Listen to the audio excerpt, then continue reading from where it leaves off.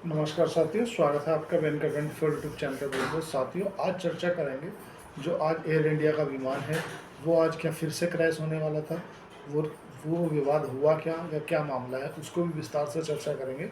आज सबसे पहले जो सबमेन है वो है एफआईआई की बिकवाली, उस पर नज़र डाल लेते हैं।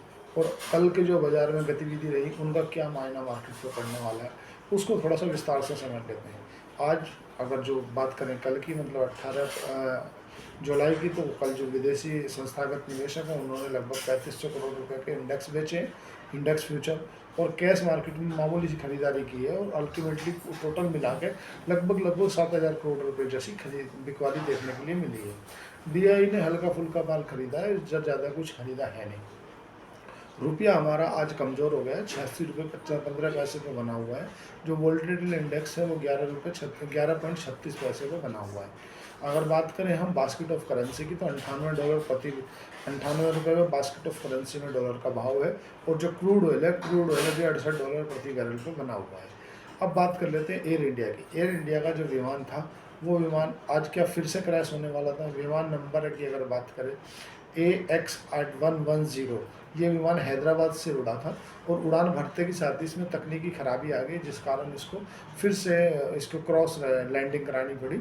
और जो वहाँ उस समय पे उन यात्रियों को कोई पुष्टा खबर नहीं दी गई कि किस कारण से ये विमान को जो है क्रैश हो, या मतलब अल्टीमेटली जैसे उड़ान भरने के बाद इसमें कोई तकनीकी खराबी आई, और तकनीकी खराबी आने के बाद में क्या है, उस विमान को वापस फिर से रख दिया गया कि आप एक काम करो, दूसरे किसी विमान से उनकी फ़्लाइट को आउटस्टैंड कर दिया। ये एयर इंडिया के साथ में ऐसा पहली बार नहीं हुआ। जब से विमान हादसा हुआ, जब से DGCA director general of civil aviation काफ़ी हरकत में है और डीजीसीए बारीकी से जांच कर रहे हैं। अगले विषय पर चर्चा कर लेते हैं। नेक्स्ट का जो विषय है यूनाइटेड किंगडम, मतलब यूके के जो 18 साल की एज है वोटिंग की, उसको अब 16 साल कर दिया गया है। वहाँ पे एक अध्यादेश पारित हुआ है जिससे 18 साल से घटा करके 16 साल का कर दिया गया है। तो इस चीज़ के क्या है भारत में मायने, क्या भारत की भी एज 18 से 16 साल हो जाएगी, या हमारी जो 2000 मतलब हमारी जो 21 साल हुआ करती थी वोटिंग एज, उसे घटा के 18 साल की थी, तो किसने की थी। साथ ही ये है वर्ष 1988 की बात। वर्ष 1988 में राजीव गांधी ने जो नॉर्मल एज वोटिंग एज हुआ करती थी वो 21 साल हुआ करती थी, उसे घटा के 21 साल कर दी थी। तो हो सकता है इसमें कोई ना कोई विचार कर ले, क्योंकि वहाँ के सभी लोगों को 16 साल की एज में उसमें मैच्योर मान लिया जाता है। और पश्चिमी जो देश हैं उन्होंने एज में थोड़ा सा बदलाव किया है।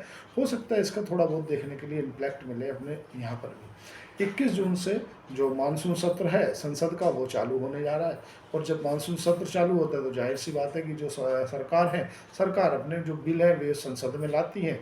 और कुछ 8 जो बिल हैं वो नए बिल लाने वाली है सरकार, और जो 7 बिल हैं जो पुराने बिल हैं, पेंडिंग बिल हैं, उन बिलों पर सरकार फिर से मंशा है कि उसे मंथन कर सकती है। लेकिन अगर विस्तार से चर्चा करें कि मुद्दा है क्या, तो साथियों आपको जानकर आश्चर्य होगा कि जैसे जीएसटी है, गुड्स एंड सर्विसेज टैक्स को लेकर के बिल अटका है, शायद उसके ऊपर बात बन सकती है।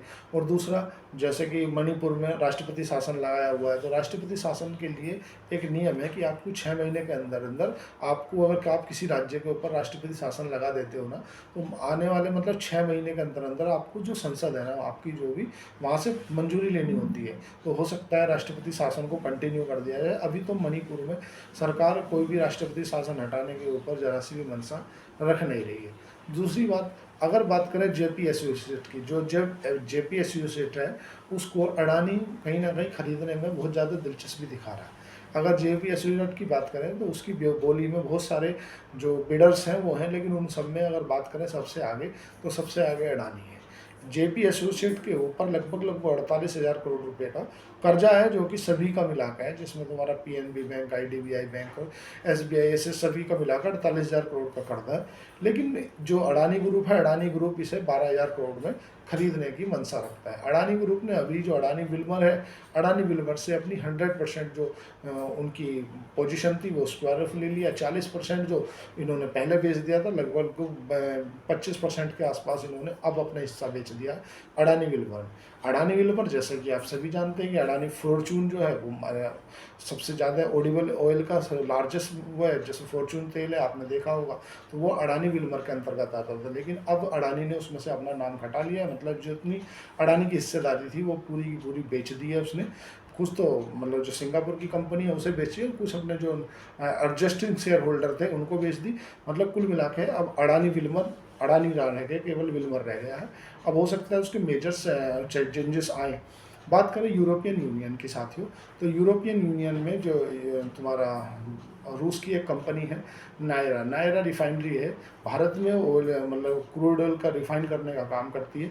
उसमें 49.13% की हिस्सेदारी नायरा की है और बाकी जो है वो भारत की है। तो उससे क्रूड ऑयल क्योंकि मैन्युफैक्चरिंग करती है, भारत सबसे ज़्यादा एक्सपोर्ट करने वालों में डीजल, पेट्रोल और जो इससे रिलेटेड प्रोडक्ट हैं वो इस बेचता है। कारण कि भारत क्रूड ऑयल रूस से सस्ता लेता है, उसको रिफाइन करता है, रिफाइन करके जो यूरोप के देश है उनको बेचता है, तो उसके ऊपर प्रतिबंध लगा दिया है। लेकिन इससे भारत की साख पे कहीं ना कहीं फ़र्क पड़ेगा।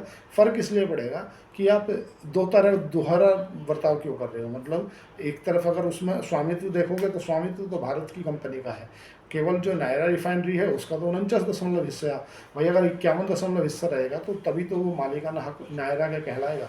लेकिन उसमें रूस का एंगल देखते हुए यूरोप के देशों को लगता है कि ये यूक्रेन के साथ में जो कॉन्फ्लिक्ट बढ़ रहा है इसमें सपोर्ट आ रही है, तो इसलिए उसको मुद्दे को हटा दिया है उन्होंने।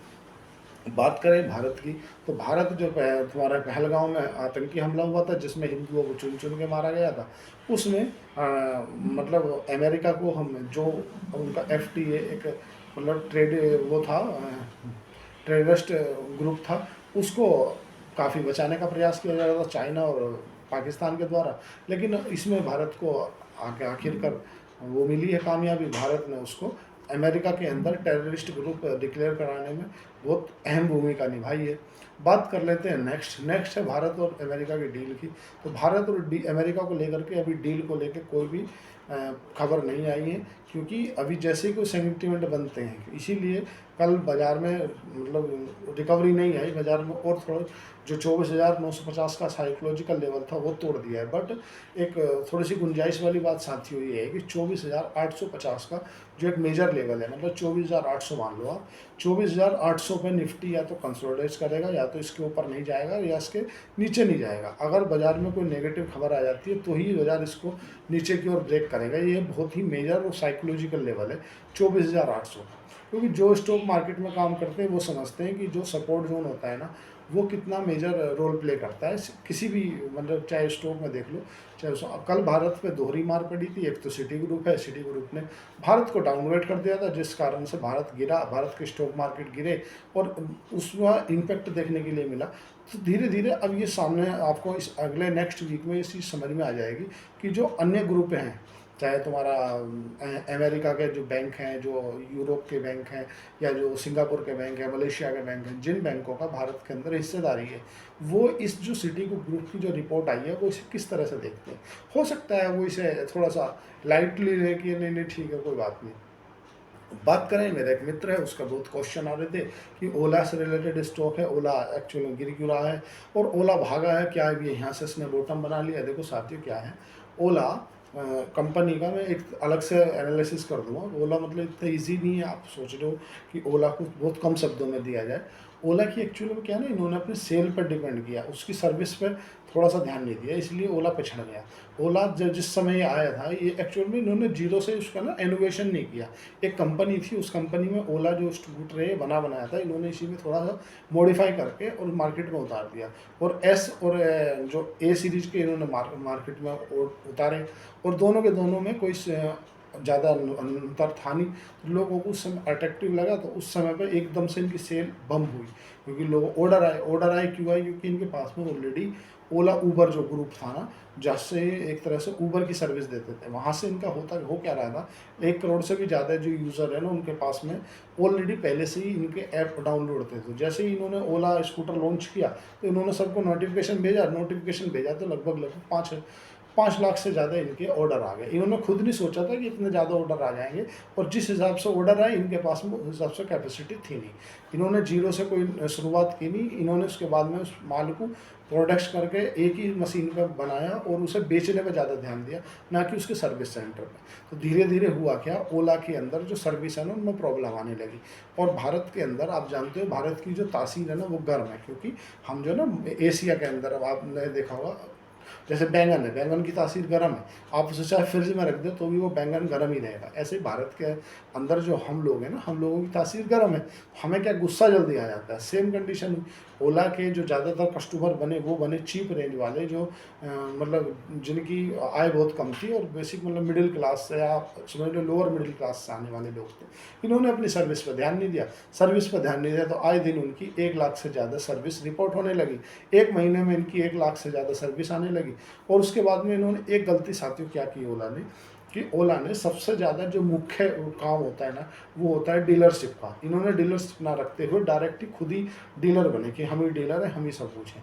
अगर आप किसी व्यक्ति को डीलर को बीच में लेते हो, जैसे मारुति सुजुकी है, होंडा है, हीरो है, टीवीएस है, इनके क्या है ना कि डीलर बीच में है। तो अगर कोई कस्टमर जाता है तो डीलर अपने स्तर से, क्योंकि डीलर हमेशा लोकल होता है, लोकल होने के चलते अपने हिसाब से हैंडल कर लेता है, चाय पानी जलेबी खिला कर भेज देता है। होता क्या, कस्टमर, भारत का कस्टमर एक्चुअल में वो एक चीज़ जानता है कि अगर उससे आप नम्रता से बात करोगे ना तो वो थोड़ा सा ठीक है यार वैसी वाली कंडीशन रख लेता है। लेकिन इनके जो फाउंडर हैं उन्होंने क्या कर दिया, जब इनको आए दिन शिकायत आने लगी, इनके शोरूम के आगे जो हमारे यहाँ के लोग हैं वो जा के स्कूटर चलाने लगे आए दिन, उसका कोई निपटारा नहीं हुआ।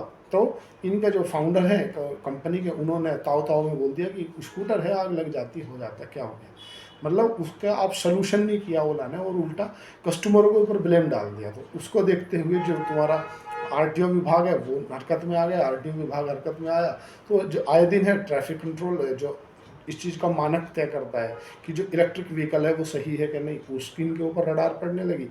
और इनके ऊपर रडार पड़ने लगी तत्काल ही, जैसे जैसे जिस जिस सरकारी एजेंसी की नज़र में आते चले गए, वैसे वैसे इनके ऊपर घोंपचा में अधिकारी लोग इन्हें लेते चले गए। और ओला का जो सबसे बड़ा फेलियर रहा ना साथियों, वो रहा इनका सर्विस पर ध्यान ना देना। इन्होंने सबसे ज़्यादा प्रोडक्शन पर ध्यान दिया, जीरो से कोई शुरुआत की नहीं, और बस केवल बेचते रहो बेचते रहो बेचते रहो। इनके जो एक समय पे एक महीने में 1 लाख शिकायतें आ रही थी ना, उसका निपटार ये मात्र 1000-2000 शिकायतों का कर रहे थे। मतलब 99.9% जो है ना इनकी शिकायतें ऐसी जा रही थी। तो इसलिए आए दिन इनके सरकारी शिकंजे में कसते चले गए। और जैसे जैसे 170 मतलब 160 रुपये के आसपास ओला का स्टॉक था, वो गिरते गिरते गिरते गिरते 39 या 38 रुपये पर आ गया। एक्चुअल में ये कंपनी जब से बनी है ना ओला, तब से अभी तक भी प्रॉफिट में नहीं आई है। मैं इसके लिए अलग से ऑनलाइन बिजनेस मतलब ऑनलाइन एक वीडियो बना दूंगा, ताकि आपको मैं कंपनी की बैलेंस शीट भी दिखा सकूं, जिससे आप ये आइडेंटिफाई कर सको कि जो मैं बोल रहा हूँ वो सही है। कंपनी जब से प्रॉफिट अब आई है मार्केट में, तब से अभी तक कंपनी ने प्रॉफिट नहीं किया। दूसरा, टॉप लाइन जो है ना कंपनी की, वो आज दिन प्रतिदिन गिरती जा रही है। कारण कि वर्ष 2021 में जब ये मार्केट में आई, उस समय इसका कोई कॉम्पिटिटर था नहीं। तो अब धीरे धीरे इसका कॉम्पिटिटर बढ़ गए। हीरो ने भी इसका ईवी उतार दिया, एथर है, एथर ने अपना इलेक्ट्रिक व्हीकल स्कूटर उतार दिया, टीवीएस ने उतार दिया। ये वो ब्रांड है जिन ब्रांडों पर लोगों को ट्रस्ट है। मतलब अगर कोई टीवीएस के शोरूम में गया और उसको इलेक्ट्रिक व्हीकल स्कूटर चाहिए तो वो टीवीएस का लेगा, क्योंकि टीवीएस है, हीरो होंडा है या हीरो है, इन लोगों ने ना कस्टमरों के जो दिल के अंदर एक अलग से पहले से क्रेज़ बनाया। तो मैं इसके ऊपर एक अलग से सेपरेट वीडियो बना दूँगा। तो उम्मीद करता हूँ कि आप समझ गए होंगे। अगर आप मेरी बात समझ पाए हो साथियों, पहली बात तो इस मार्केट में एफएनओ नहीं करना, इंट्राडे नहीं करना, फ्यूचर ऑप्शन करना नहीं। इस मार्केट में अगर किसी ने पैसा कमाया है तो स्विंग ट्रेड करके कमाया है या लंबे समय में निवेश करके कमाया है। मेरे को कोई ऐसा नहीं मिला जो ये बोल दे कि हाँ हमें पैसा मिल चुका है या हम इसमें करोड़पति बने हैं। शेयर मार्केट क्या साथियों, दुधारी तलवार है। अगर आपने अनुभव लिया है, आप काम करते हो, किसी पान ठप पे चले गए, उसने बोल दिया यार मैं तो, इसने 1 लाख रुपए लगाए थे 2 करोड़ बन गया, ऐसा नहीं होता। उसके लिए आपको टाइम का लेवरेज या तो पैसे का लेवरेज देना पड़ता है। 2-3 चीज़ें आपको और समझ के चलनी पड़ेगी साथियों। क्या है कि जो भारत भारत के अंदर जो सेबी है, सेबी और जो ब्रोकर है उनके बीच में वार्ताएं चल रही हैं, क्योंकि जो वार्ता इसलिए चल रही है कि देखो सेबी को चिंता है कि जिस तरह से आए दिन लोग बाग अपना जो पैसा है ना वो शेयर मार्केट में खो रहे हैं, तो इससे सेबी चिंतित है भारी, इसलिए चिंतित है। उसने ब्रोकरों से बात की है, ब्रोकर से बात करके सेबी चाहती है कि जो मंथली वीकली एक्सपायरी है इसको क्लोज कर दिया जाए।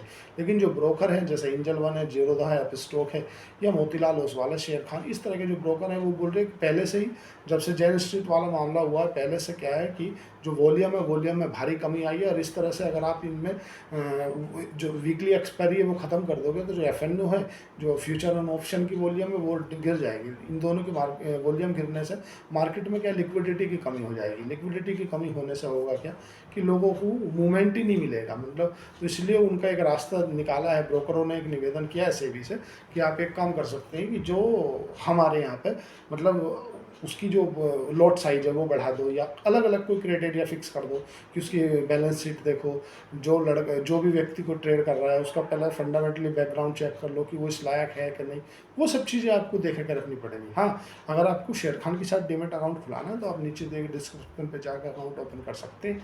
आज के लिए इतना ही। चैनल को लाइक करें, सब्सक्राइब करें, कमेंट करें। धन्यवाद, थैंक यू।